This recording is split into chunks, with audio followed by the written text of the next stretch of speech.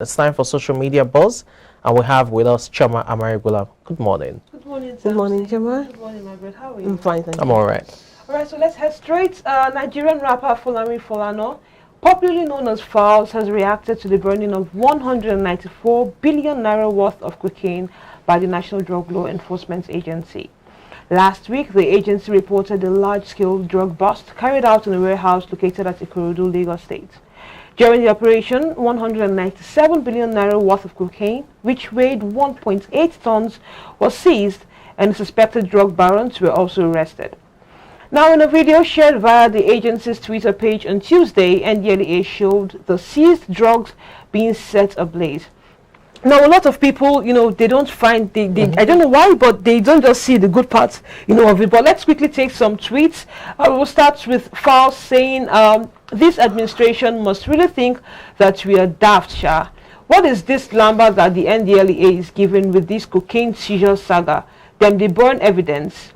Now, controversial David says, Dear Falz, the bad guy, not everything you will see as politics. 200 billion worth of drugs has a security threat. If Kuje prison can be broken, do you think it is safe keeping these drugs? And besides, 27.5 kg has been set aside for prosecution of the suspects. All due processes were followed. And DBI Concept says, when will Nigeria learn to utilize her resources? Why wasting this whooping sum of 198 billion naira? Why not divert it back to the economy? We have legitimate companies that use them as raw materials. And now Obedient Child says the worst part of it is that the bust was not done by Ndlea alone. It was by the help of U.S. drug agency, but they have rushed to destroy the evidence. That's if they did, because what we saw there are tires and not drugs. So now we also know that, we saw lots of tires in the video, but then don't you think that these drugs also have side effects, because it's been burnt and then the smoke and everything is going to the air?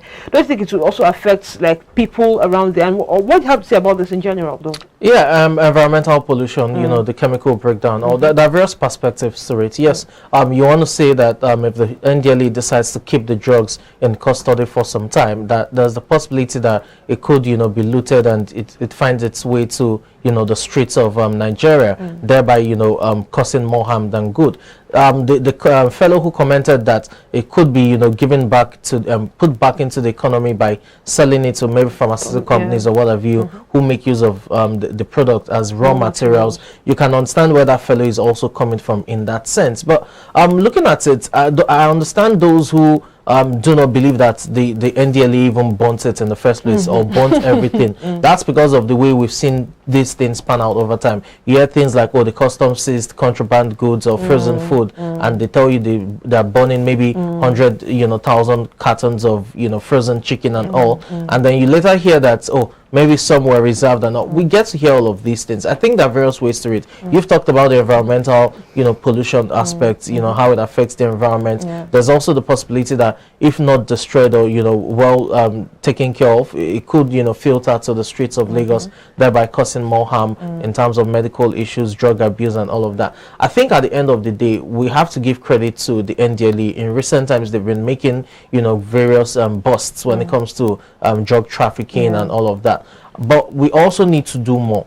And when it comes to prosecution, if truly they did set aside 27.5 kg, that's definitely enough evidence to present in court. But I think all in all, they probably followed the due process within their jurisdiction. Okay. Well, I think for all the commenters, people who sent in their comments, everybody was right in their perspective, because like Samson said, there are different sides to it. The side of environmental pollution, one, it can't be set aside, it's important. The side of also not burning evidence, but not also forget that some part of the evidence are kept aside for prosecution use, and also the aspect of what else again, the fact that it can be, we know how the system is, how corruption are so infiltrated and eaten deep into our system. So even contrabands are not even safe, because you don't know who is breaking into it the next time. We have sabotage in the system that may send information and say, this is kept here and you can go through this way to get it. So all of these factors are important. But and also the first commenter said it's not everything we should see as politics. I understand the fact the area files is coming from, but the truth is that not everything is really politics. And now the fact that there's already, I always say this, there's already a trust gap between the government and people, and this gap is so wide that even when the government is trying, or some person, because I don't think everybody in the government is corrupt.